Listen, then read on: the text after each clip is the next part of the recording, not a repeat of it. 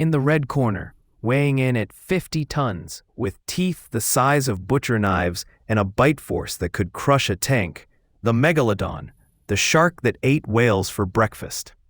In the blue corner, stretching 50 feet long, a cold-blooded assassin that ruled the swamp and squeezed crocodiles until they popped like balloons, the Titanoboa, the largest snake to ever crawl on this planet. If you put a lion and a tiger in a cage, it's a fair fight. If you put a T-Rex and a Spinosaurus in a valley, it's a coin toss. But this is a collision of biological nuclear weapons. If these two monsters met in the deep, the ocean would turn red. Physics says one has the mass, but the other has the torque. Today, we aren't just looking at fossils. We are running the simulation. We are breaking the laws of time to answer the ultimate question: who is the true king of the prehistoric world? Nature doesn't do weight classes. It doesn't care about fairness. Evolution is a brutal arms race where the only prize is survival. For millions of years, the ocean has been a battlefield. We have seen monsters come and go, but two names stand above the rest. One represents the perfect killing machine of the open ocean. The other represents the silent, suffocating death of the jungle. They never met in real life. They missed each other by about 30 million years. But today, we are fixing that timeline.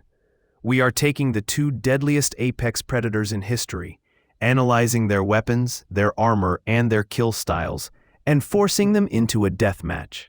This isn't just a fight, it's a physics problem. Can a bite force of 40,000 psi snap a muscle capable of 400 psi of constriction? Let's open the file. Let's start with the challenger, the Titanoboa.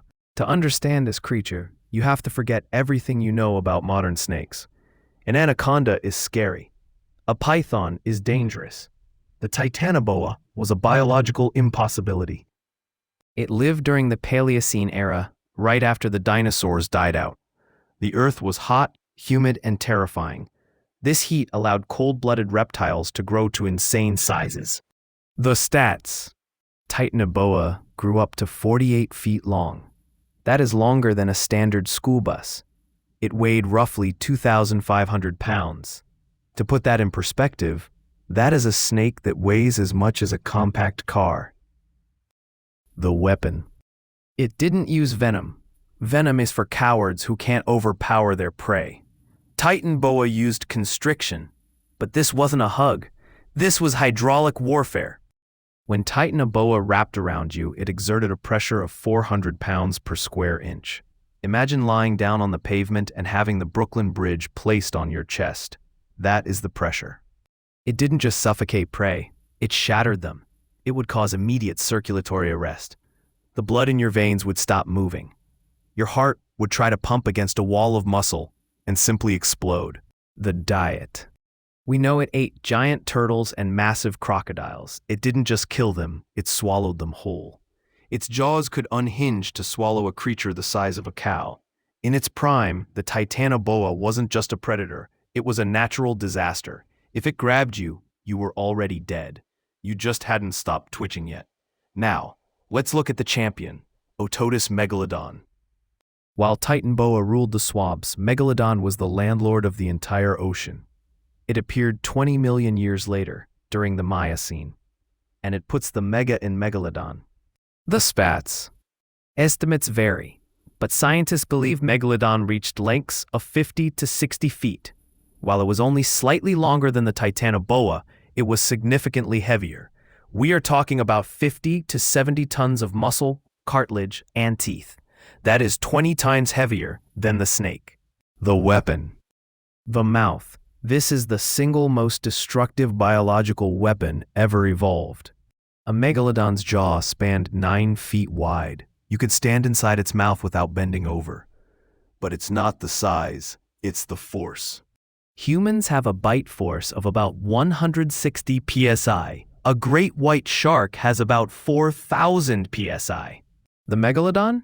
40,000 psi. This is enough force to crush a small car into a soda can. It is enough to bite through solid whale bone like it was butter. It didn't just bite flesh. It sheared through the spinal columns of whales to paralyze them. The diet. It ate whales. Let me repeat that. Its food source was the largest animals on Earth. It hunted Leviathan whales, whales that had teeth of their own. Megalodon was a tank with a Ferrari engine.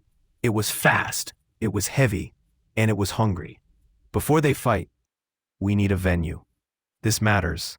If the fight happens in the open, deep ocean, the Titanoboa is dead. Snakes are swimmers, yes, but they aren't deep-sea divers. The pressure would crush it, and the Megalodon would hit it from below like a torpedo. If the fight happens in a shallow swamp, the Megalodon is beached. It would suffocate under its own weight. So, to make this fair, we are meeting in the middle. The estuary. Imagine a massive river mouth where the Amazon meets the Atlantic. The water is 40 feet deep. It's murky, filled with silt. Visibility is low. This is Titanoboa's turf, but it's deep enough for the Megalodon to maneuver. The snake has the stealth. The shark has the speed. Fight on. The Titanoboa is coiled on the riverbed, holding its breath. It can stay down there for 45 minutes. It senses the vibrations in the water. Something massive is coming in with the tide. The Megalodon cruises in.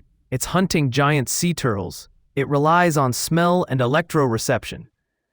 But the Titanoboa is cold-blooded. It doesn't give off a strong heat signature. To the shark, the snake is just a log. A strike. Titanoboa launches. It's a blur of scales. It aims for the gills. It knows that if it can close the gills, the shark suffocates. The snake wraps its upper third around the Megalodon's head, blinding it. The Megalodon thrashes. This is where physics kicks in. The Megalodon weighs 50 tons. When it thrashes, it creates a shockwave. It slams the Titanoboa against the riverbed. But the snake holds on. It begins to coil. The Titanoboa tries to apply the Brooklyn Bridge squeeze. It wraps around the shark's midsection. But there's a problem. The Megalodon is too thick. Titanoboa is used to squeezing crocodiles, long, thin targets. The Megalodon is a barrel of muscle. The snake can barely get a full loop around the shark's girth. It squeezes, but it's like trying to crush a submarine with a rope. It's hurting the shark, cracking cartilage, but it can't stop the heart. The Megalodon is panicked. It can't see. It's oxygen deprived. It does the only thing it knows how to do. It bites. It can't see the snake, so it snaps blindly. The first bite misses. The second bite catches the Titanoboa's tail. Remember the stats. 40,000 psi. It doesn't just cut the skin. It vaporizes the tail section. The pain is instant. The Titanoboa instinctively recoils, loosening its grip for 1 second. That is the only second the Megalodon needs. So, who wins? In 9 out of 10 scenarios, the Megalodon wins. It comes down to simple physics, mass and damage output. The Titanoboa relies on a slow kill. Suffocation takes minutes. The Megalodon relies on a fast kill. Bite takes seconds. In a fight to the death, the one who can deal fatal damage the fastest wins. The Titanoboa would need minutes of perfect positioning to suffocate a shark that big. The Megalodon only needs one good bite to end the fight. The Titanoboa was terrifying. It was the nightmare of the Paleocene. But the Megalodon was the apex of marine evolution. It was, pound for pound, the deadliest creature to ever exist. Unless they hunted in packs. But that is a nightmare for another day. The Megalodon and Titanoboa were monsters, but at least you could see them coming. You could swim away. You could hide. But there are monsters on this planet right now that you cannot run from, because they don't live in the ocean. They live on you. They are microscopic, they have 8 legs, and they are currently having sex on your eyelashes. Click here to watch every monster living on your face right now. You will never look in the mirror the same way again.